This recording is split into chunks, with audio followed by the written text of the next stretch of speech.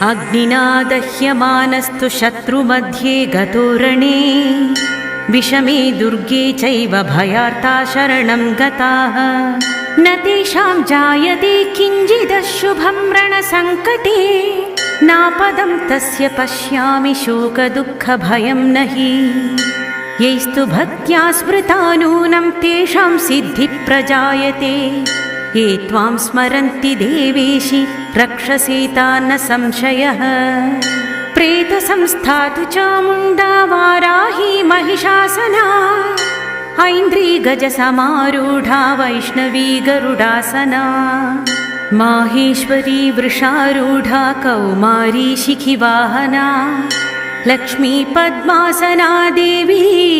Padmahasta Haripriya